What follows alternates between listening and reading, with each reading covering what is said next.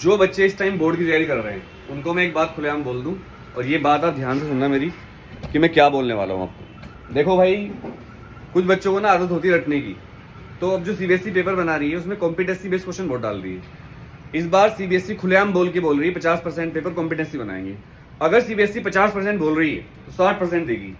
अगर जो बच्चे रटेंगे उनको बहुत दिक्कत होने वाली है। इस साल पहले बता रहा हूँ, एक बार को केमिस्ट्री बायोलॉजी तो बच जाओगे आप, लेकिन फिजिक्स, मैथ्स, कंप्यूटर साइंस और तो यही सब्जेक्ट, इकोनॉमिक्स, पॉलिटिकल साइंस, इन सब्जेक्ट में पढ़ के जाना, समझ के जाना, नहीं तो आप फंसोगे।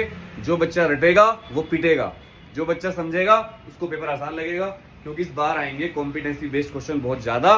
तो समझ के लिखो, करके देखो। और एक बात और, आप लोग जब पढ़ते हो फिजिक्स में खासकर या किसी सब्जेक्ट में, तो आपने क्वेश्चन देखा है तो मुझे आता है, ये तो मुझे आता है, छोड़ देता हूँ इसको, आप उसको करते ही नहीं फिर। लेकिन आप उसको लिख के देखो, कम से कम एक बार एग्जाम से पहले लिख के देखो, तभी आप उसको कर पाओगे एग्जाम में। नहीं तो आपके अंदर इनर्शिया आ जाएगा और उस क्वेश्चन को आप एग्जाम में नहीं कर पाओगे। इसके अलावा जिस टाइम आपका पेपर होगा, टाइम क्या होता है पेपर का, 10, साढ़े 10 से 1:30, 10 से मान लो 10 से 2 के टाइम में आप डेली सैंपल पेपर सोल्व करो।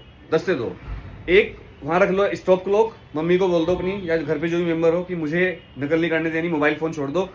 10 से 2 के बीच में आप डेली पेपर सोल्व करो एक किसी भी सब्जेक्ट का, और फिर देखो आपका ब्रेन जो एक्टिवेट हो जाएगा। थैंक मी लेटर, रामबाण गैस पे ले लो और प्रैक्टिस कर लो उसकी।